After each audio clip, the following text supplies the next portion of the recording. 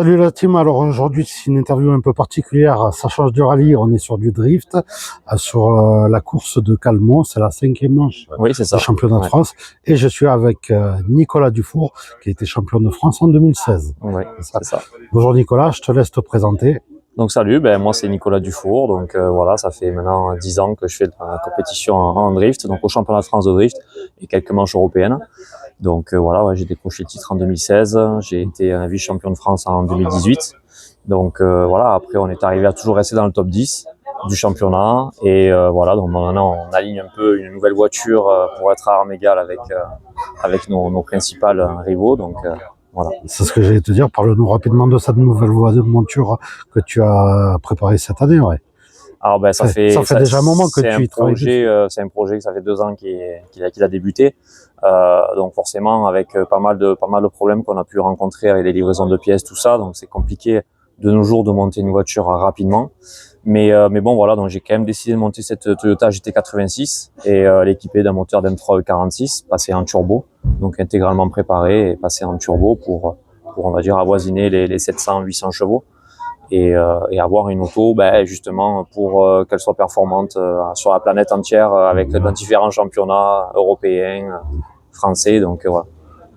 Quels sont tes objectifs pour le reste de l'année, pour l'année prochaine, rapidement? Déjà là l'objectif c'est déjà de continuer à développer l'auto, la fiabiliser, fiabiliser, se présenter à toutes les manches, qui va rester jusqu'à la fin de la saison. On va continuer aussi en parallèle de faire un peu des manches en championnat espagnol. Et puis après, ça sera de continuer le développement, voir un peu les performances qu'on arrive à avoir avec cette auto. Et ça sera une intersaison justement un peu, on va dire, décisive pour la suite, pour l'année prochaine. Essayer de faire des résultats l'année prochaine, avec. Oui, après, de toujours essayer de tout donner, d'essayer de faire au mieux, mais on va surtout d'arriver à rendre l'auto performante et la développer pour moi, à mon pilotage. Comment se passe cette manche? Alors les premiers essais sous la pluie.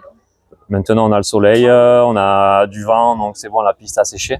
Donc on s'est entraîné sur le mouillé, on va découvrir, là on a 2 passages pour découvrir le sec. Et on attaque les one-shot battles qui vont être décisifs pour accéder au top 32 de demain. Pour la course de demain. Dernière question, est-ce que tu as une petite anecdote j'ai fait sur cette manche de Calmont, je l'affectionne particulièrement parce que c'est une compétition sur un tracé de montagne qui est utilisé en course de côte, qui est à la base ma discipline.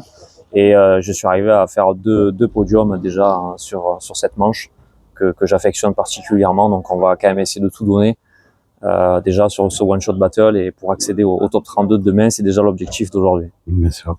Écoute, je te remercie Nico et je te souhaite déjà d'accéder au top 32 demain et puis d'aller le plus haut possible. Merci, c'est gentil. Merci. Allez, bye. Au revoir.